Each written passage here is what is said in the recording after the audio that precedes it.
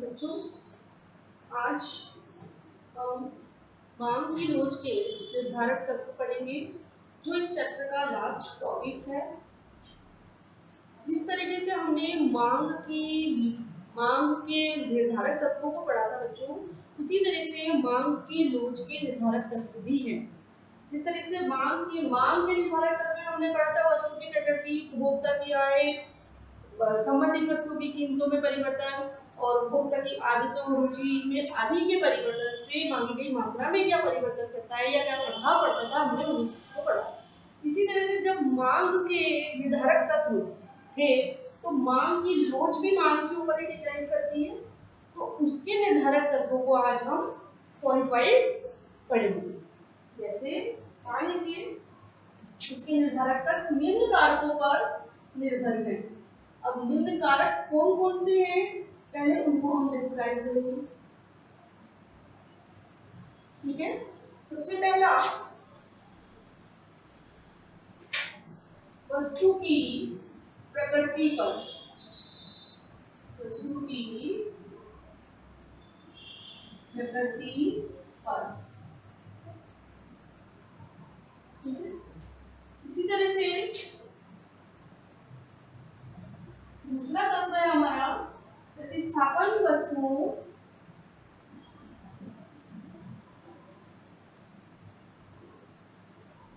प्रतिस्थापन वस्तुओं की उपलब्धता पर।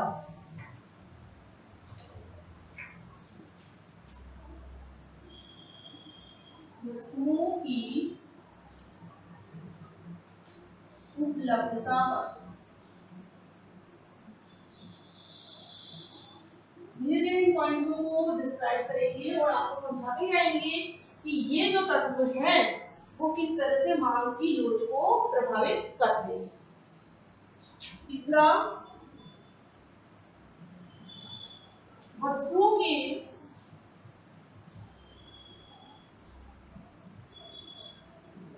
विभिन्न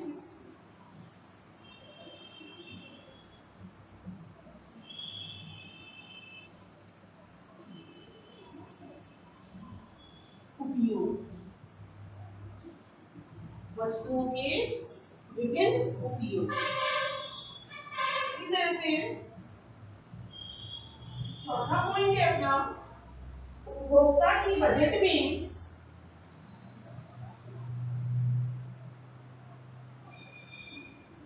उपभोक्ता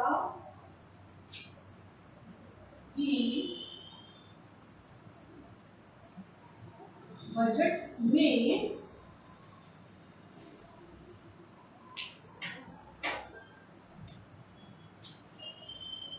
इस वस्तु की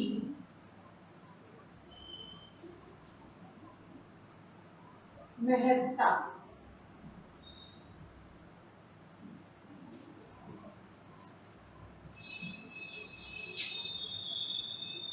पांचवा पॉइंट, भोग को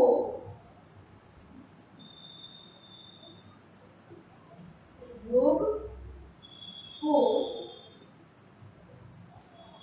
स्थगित करना।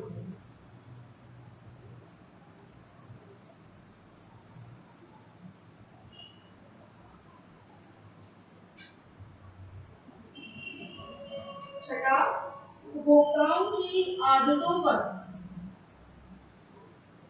उपभोक्ताओं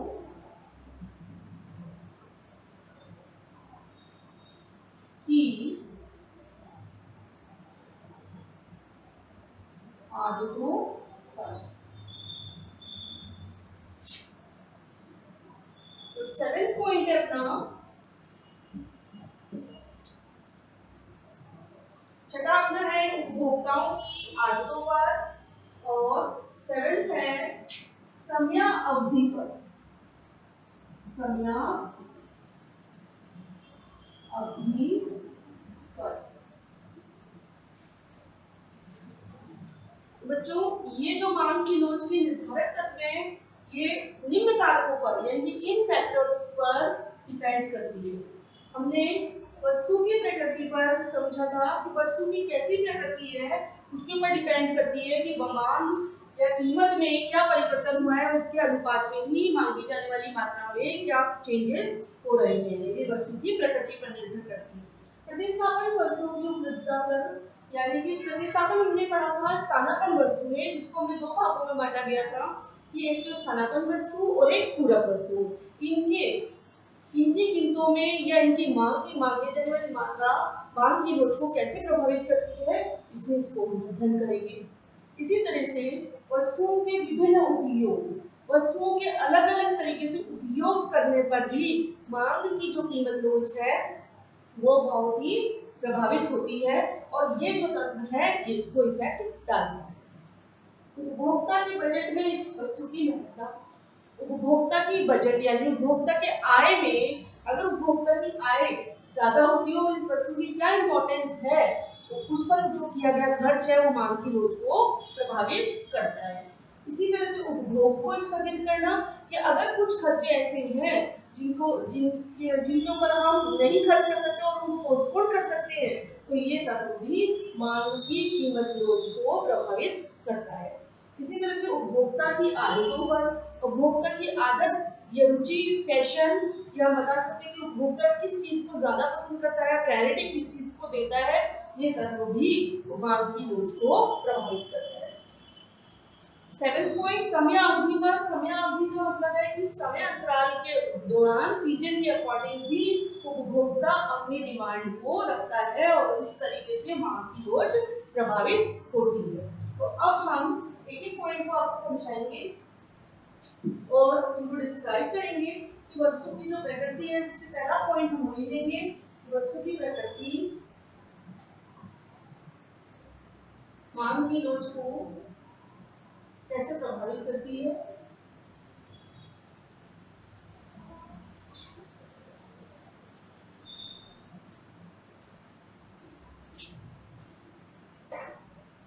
देखिए, वस्तु की प्रकृति हमने या यहाँ पर हम बोलेंगे कि अर्थशास्त्र में 3 प्रकार की वस्तु बताएंगे। कैसी?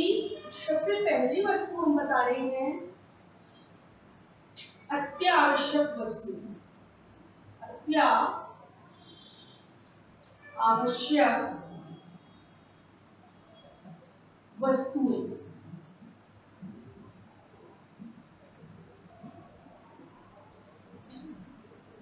दूसरी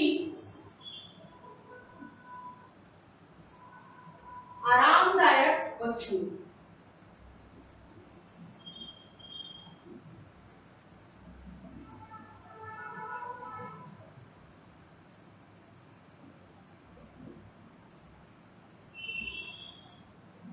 पहली अत्यावश्यक वस्तुएं, दूसरी आरामदायक वस्तुएं, और तीसरी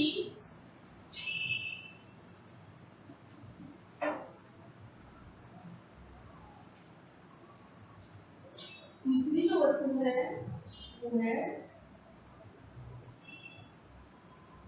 विलासिता की वस्तु।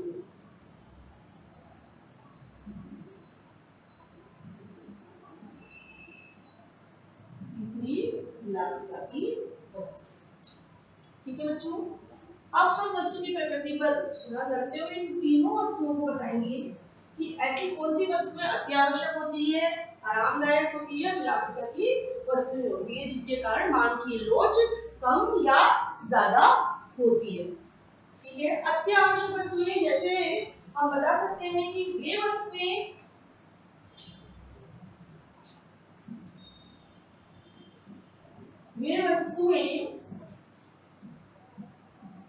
अत्यावश्यक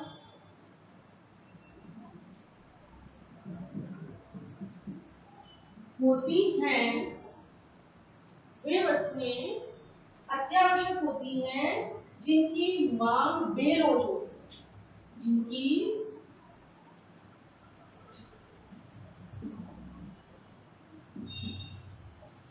जिनकी मांग बेलोच होती है। देखिए बच्चों, लोच, बेलोच, समान, ये सारी श्रेणियों में हमने इन वर्डों शब्दों को काम में लिया। इन्हीं पॉइंट्स में रिपीट करते हुए समझा रहे हैं क्योंकि मांग की लोच के निर्धारक तत्व है। तो ऐसी कौन सी वस्तुएं जो जरूरी होती है, अत्यावश्यक होती है, जिनकी मांग बेलोच होती है। कहने का तात्पर्य है कि इनकी कीमत बढ़ने पर भी, इनकी कीमत बढ़ने पर भी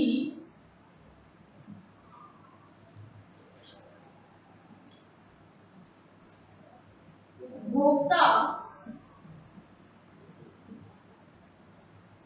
इनकी कीमत बढ़ने पर भी उपभोक्ता उपभोग को नहीं घटा सकता,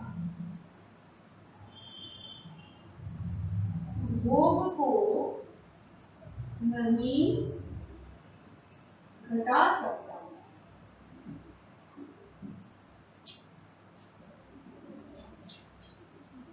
कहने का मतलब हमने पहले ही बता दिया कि पहली चीज तो वस्तुएं अत्यावश्यक। अभी हम उदाहरण से बताएंगे कि कौन सी वस्तुएं ऐसी हैं जो बहुत जरूरी होती है उपभोक्ता के लिए और कौन सी वस्तुएं नहीं। तो कौन सी वस्तु जो अत्यावश्यक है, हमारी मूलभूत आवश्यकता, जैसे अनाज, दवाएं, ये हमारी अत्यावश्यक वस्तुएं हैं कि अगर इनकी कीमतें बहुत ज्यादा बढ़ भी जाए तो भी हम यानी कि हमारा उपभोक्ता जो है इसका उपभोग को नहीं घटा सकता है, उसको लेनी ही लेनी है। अनाज खाना है तो उसको बढ़ी हुई कीमतों में भी लेना पड़ेगा, और अगर दवाइयाँ लेनी है, सही अपने पेशेंट को सही रखना है, तो वो बढ़ी हुई कीमतों में भी दवाई चाहे कितनी भी बढ़ जाए, कीमत बढ़ जाए, अगर वो अत्यावश्यक चीज है तो हमें खरीदनी पड़ेगी, उसको हम नहीं घटा सकते।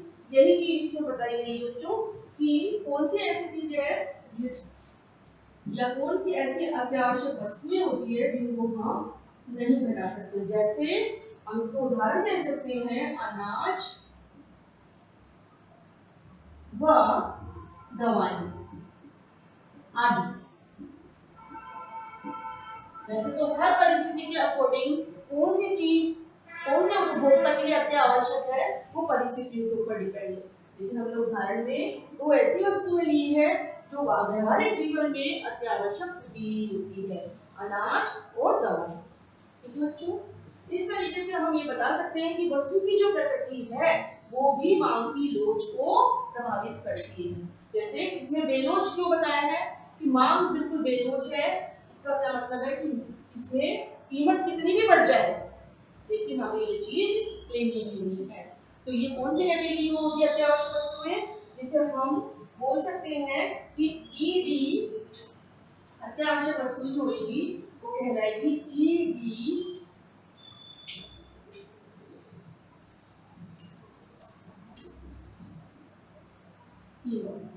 कीमतों के बढ़ने पर भी मांगी जाने वाली मात्रा को हम कम नहीं कर सकते।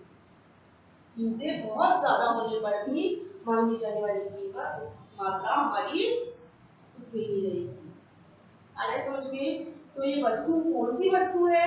हमने देखा अत्यावश्यक वस्तुएं ऐसी वस्तुएं हैं जो जिनकी मांग क्या होगी बच्चों, बेलोच होगी, यानी कोई फ्लेक्सिबिलिटी नहीं होगी, इसमें मांग में कोई फ्लेक्सिबिलिटी नहीं है, बिल्कुल फिक्स है मांगी जाने वाली मात्रा की, हमें ये चीज चाहिए ही चाहिए, चाहे इनकी कीमत बढ़ भी जाए।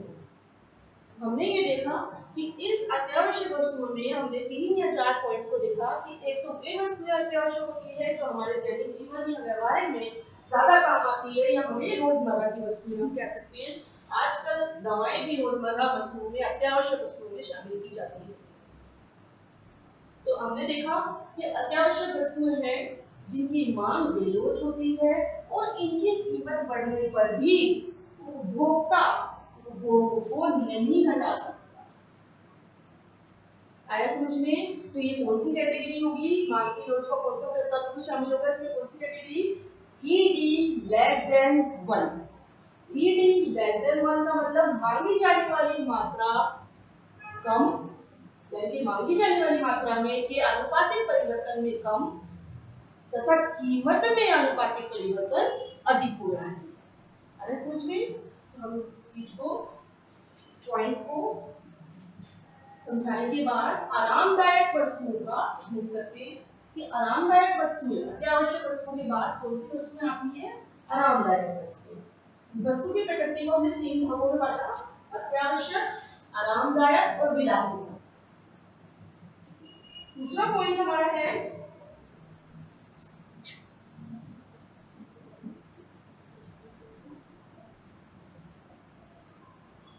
आरामदायक वस्तु।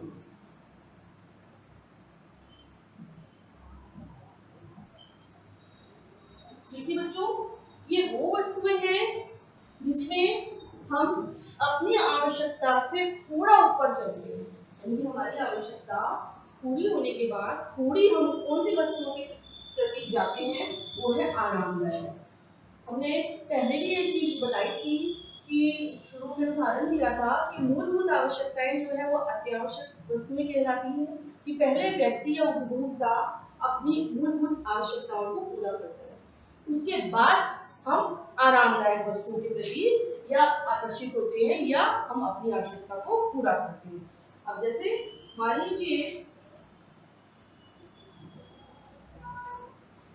आरामदायक वस्तुएं वे वस्तुएं होती हैं, पहले तो हम वस्तुएं बताएं, इनकी मांग की लोच क्या होती है, जिनकी मांग की लोच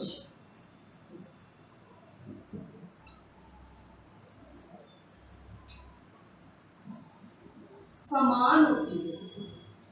समान का मतलब आप समझते होंगे बच्चों, इक्वल। किसके इक्वल? मांगी जाने वाली मात्रा और कीमत के आनुपातिक परिवर्तन दोनों में क्या होती है? समानता पाई जाती है। तो वे वस्तु होती है जिनकी मांग की लोच समान होती है। दूसरी चीज इसमें हम ये देखेंगे कि इनकी जो कीमत, वस्तुओं की जो मांग की लोच है वो समान होती है। क्यों होती है? वस्तुओं की जो कीमत है वो मांग की लोच या समान होती है, या हम बोल सकते हैं मांग की लोच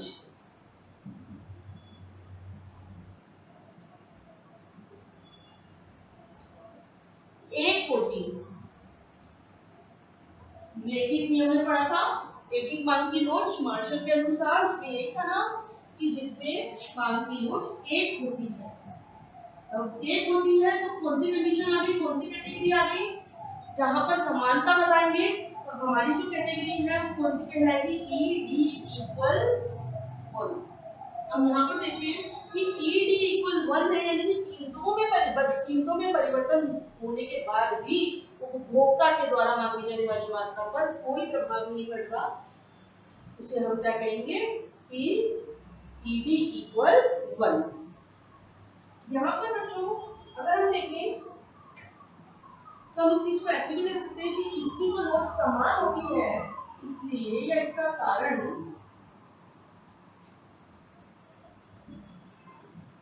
कीमत बदलने पर भी, कीमत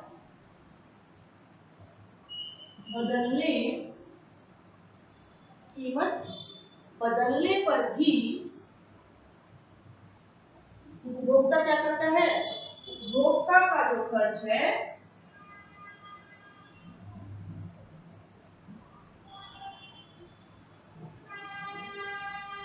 उपभोक्ता का खर्च समान रहता है।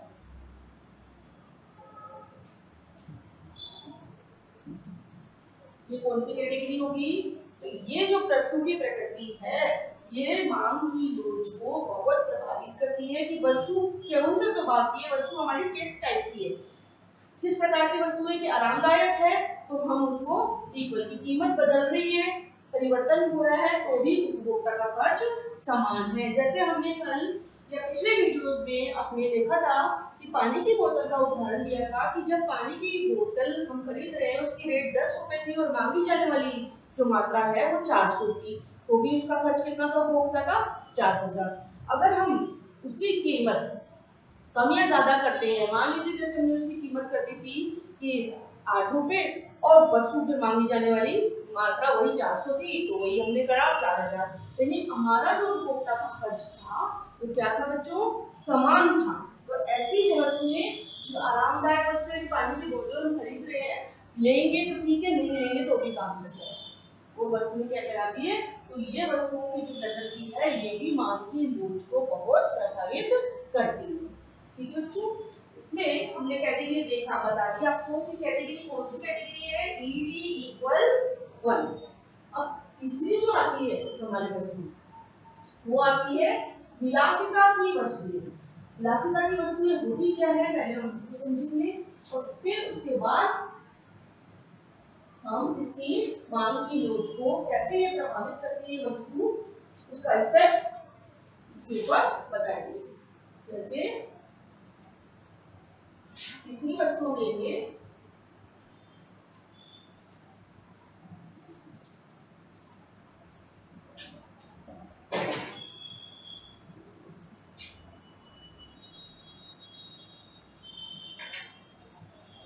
विलासिता की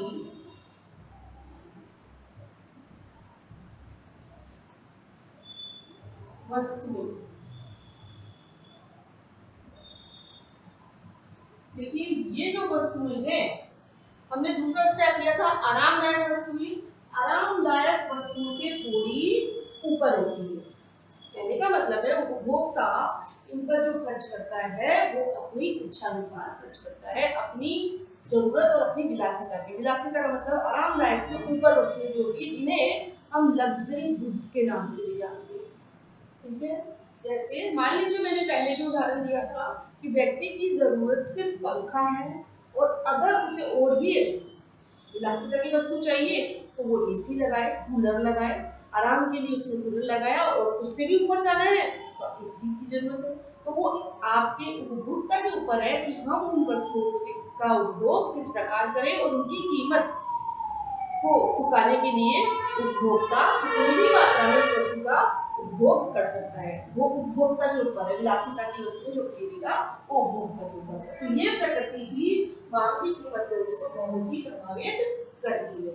जैसे हम इसको लिख सकते हैं, इन वस्तुओं को इन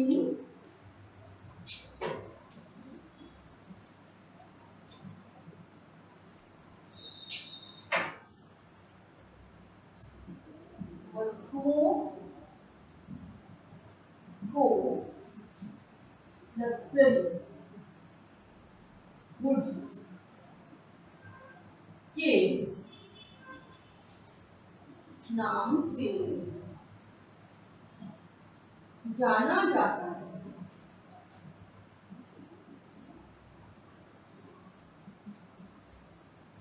इन वस्तुओं को लग्जरी गुड के नाम से जाना जाता है क्योंकि आरामदायक है। आरामदायक को हम या विलासिता है, सॉरी, विलासिता को हम लग्जरी गुड के नाम से जानते हैं। इसके अंदर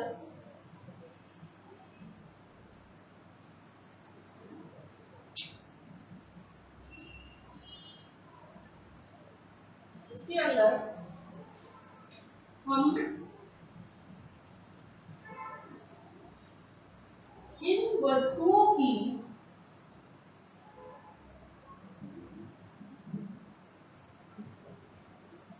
कीमत के बढ़ने पर भी, इन वस्तुओं की कीमत के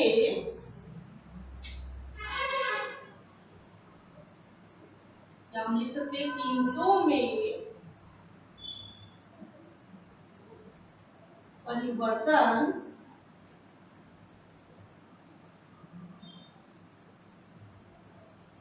कीमतों में परिवर्तन होने पर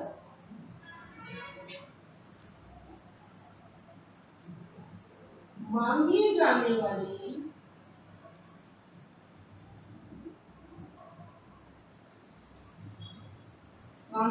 वाली वस्तुओं की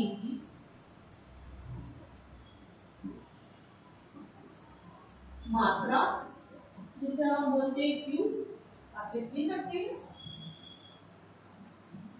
देखिए इनको लग्जरी गुड्स के नाम से जाना जाता है। इन वस्तुओं की कीमतों में परिवर्तन होने पर भी मांगी जाने वाली वस्तुओं की मात्रा में क्या फर्क पड़ता है, में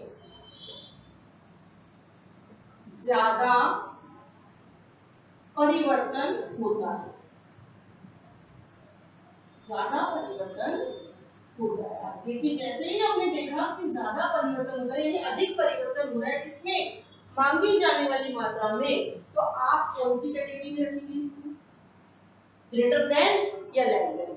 मांगी जाने वाली आपकी जो है वस्तु की मात्रा वो ज्यादा मांगी जा रही है, तो अधिक है इकाई से, कौन सी कैटेगरी हो जाएगी, ईडी ग्रेटर देन 1।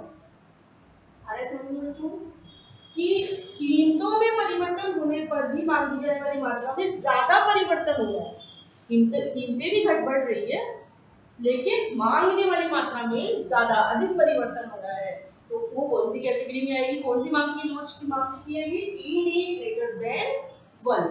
जिसे हम ये बता सकते हैं बच्चों कि इन वस्तुओं का जो उदाहरण है, हमने इसको बोला, इसका उदाहरण देंगे,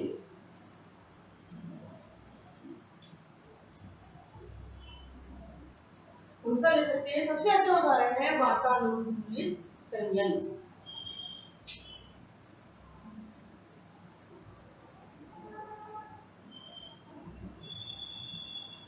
वातानुकूलित संयंत्र, जिसे हम आसान लैंग्वेज में समझे तो हम एसी एयर कंडीशनर कह सकते हैं। आया समझ में बच्चों, इसमें इंपॉर्टेंट चीज है कि एक तो विलासिता की वस्तु, अगर आप विलासिता के वर्ड से नहीं समझ सकते तो आप इसे लग्जरी के नाम से जाने, लग्जरी जिससे आरामदायक वस्तु से थोड़ी ऊपर वाली वस्तुएं हुई है उनके नाम। इन वस्तुओं की कीमतों में परिवर्तन, यानी कि कीमत में कितना भी परिवर्तन हो जाए लेकिन मांगी जाने वाली मात्रा में ज्यादा अधिक परिवर्तन हो रहा है, तो ये कौन सी वस्तुओं के अंतर्गत आएगी, एसी। जैसे तो ये वस्तु भी, इसमें भी मांग की लोच प्रभावित होगी। तो हमने 3 वस्तुएं पढ़ी बच्चों, तीनों वस्तुओं में हमने तीनों कैटेगरी पढ़ी। पहली ED less than 1, ED equal 1 और ईडी ग्रेटर देन 1। कहने का तात्पर्य कि ईडी जब हमने पढ़ी कि 3 प्रकार की जो वस्तुएं हैं वो किस तरीके से मांग की कीमत रोज को प्रभावित कर रही है।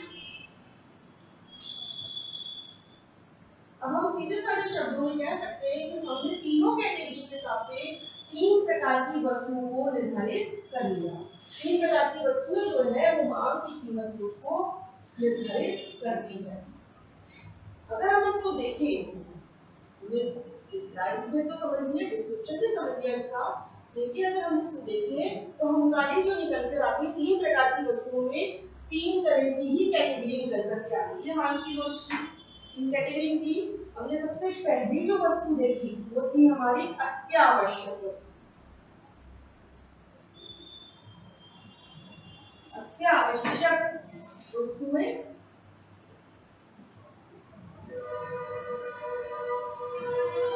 जिसमें हमने कौन सी कैटेगरी ली, ईडी लेस देन 1।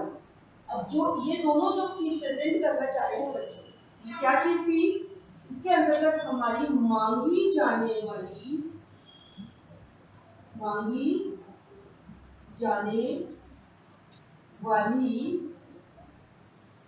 देखेंगे इसके अंदर कि वस्तुओं की जो मांगी जाने वाली मात्रा है वो क्या है, बेलोच है। वस्तुओं की मांगी जाने वाली मात्रा में परिवर्तन जो हो रहा है, कम हो रहा है, इससे कीमतों में परिवर्तन, कीमतों में परिवर्तन से। आया समझ में, तो इसको ऐसे भी लिख सकते हैं आप, इन वस्तुओं को इसके द्वारा भी ध्यान रख सकते हैं कि अत्यावश्यक जो वस्तुएं हैं वो कौन सी कैटेगरी में आती है, वो ईडी लेस देन कम 1, यानी कि जो 1 है हमारी कीमत है कि कीमतों में अत्यधिक परिवर्तन होने पर भी मांगी जाने वाली मात्रा पर कम प्रभाव पड़ रहा है, तो उसे हम क्या बोलेंगे, अत्यावश्यक वस्तुएं बोलेंगे, जैसे अनाज और दवाएं। इसी तरह से हमने दूसरी वस्तु पढ़ी थी आरामदायक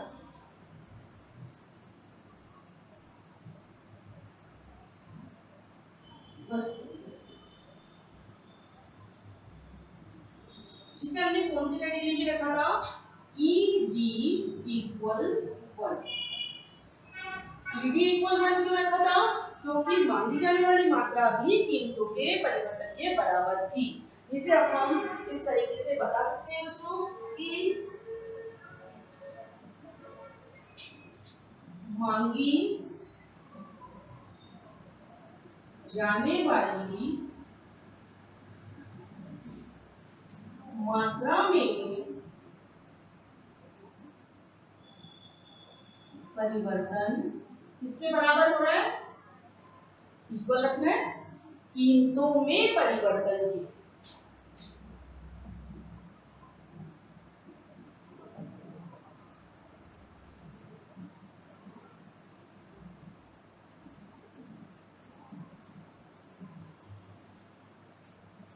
इन चीजों से क्लियर हो रही है, आपकी कैटेगरी भी साथ साथ आ रही है और ये भी बताई जा रही है कि ये जो मांग की लोच है वो क्या है, ये बेलोच है, ये आपकी इकाई के बराबर आ गई। इससे आप अपनी इस वस्तुओं को अच्छे से डिस्क्राइब कर सकते हो और इनका जो इफेक्ट है वो कैसे निर्धारित तत्वों को प्रभावित कर रहा है ये भी पता चल रहा है। इसलिए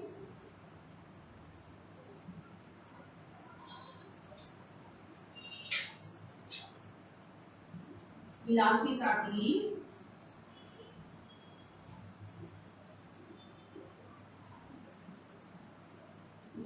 इसको कौन सी श्रेणी में रखा था, ई डी ग्रेटर देन 1 यही रखा था। इसका क्या मतलब है कि मांगी जाने वाली मात्रा में अधिक परिवर्तन या मांगी जाने वाली मात्रा में ये जो तीनों साइन है आपको यही डिनोट कर रहे हैं कि कम परिवर्तन हो रहा है या ज्यादा परिवर्तन हो रहा है। अपने आप में ये साइन ये चीज दर्शा रहा है कि मांगी जाने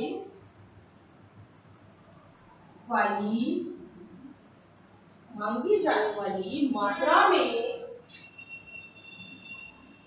परिवर्तन हो रहा है लेकिन ज्यादा हो रहा है। ज्यादा को हमने इसे किससे ज्यादा हो रहा है, कंपेयर करते हैं कीमतों में परिवर्तन के।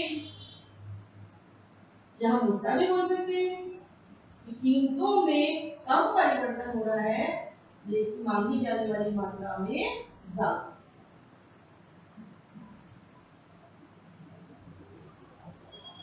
तो बच्चों ये सबसे पहला पॉइंट जो वस्तु की प्रकृति है वो मांग की लोच को कैसे प्रभावित करती है। वस्तु की प्रकृति में वैसे तो बहुत सारी वस्तुएं हैं लेकिन इनको 3 कैटेगरी में डिवाइड करा जिससे हमारी तीनों मांग की लोच दिख रही है। यहाँ पर है मांग बिल्कुल बेलोच या कम, दूसरा इकाई के बराबर, 1 के बराबर और तीसरा लोचदार।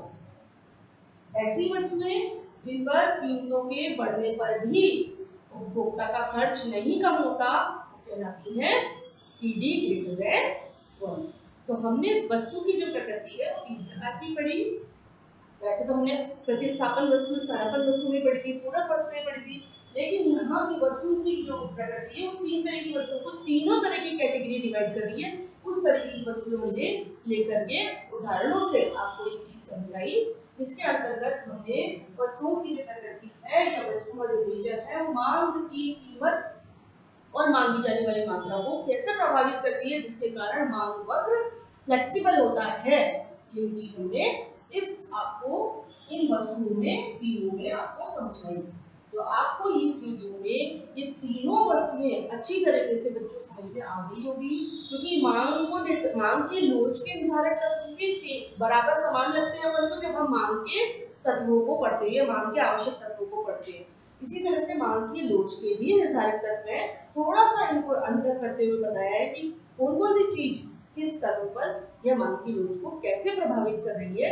इस चीज को इस वीडियो में आपको डिस्क्राइब किया है। तो ये सबसे पहला तत्व था हमारा वस्तु की प्रकृति।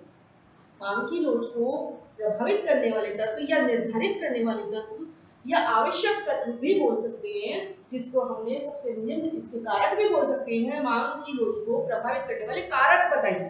तो कारक और निर्धारित करने वाले तत्व एक ही चीज होती है बच्चों। अगर प्रश्न में पूछा जाए मांग की लोच को प्रभावित करने वाले कारक बताइए, तब भी आप ये लिखेंगे। अगर पूछा जाए मांग की लोच के निर्धारक तत्व लिखिए, तब भी आपको यही लिखना है। कहने का तात्पर्य है कि आपके जो तत्व है वो 7 तत्व होंगे मांग की लोच के। तो हमने आपको सबसे पहला तत्व बता दिया, वस्तु की प्रकृति मांग की लोच को बहुत ज्यादा प्रभावित करती है। हम आगे के 6 तत्व अपने अगले वीडियो में आपको डिस्क्राइब करेंगे, एक एक तत्व आप समझते जाएंगे और आपका ये चैप्टर क्लोज हो जाएगा बच्चों। तो आपकी बुक में इस तत्वों को देखें, समझें और इसके चैप्टर वाइज आप अपने इस पे नोट्स बनाएं। ठीक है, ओके।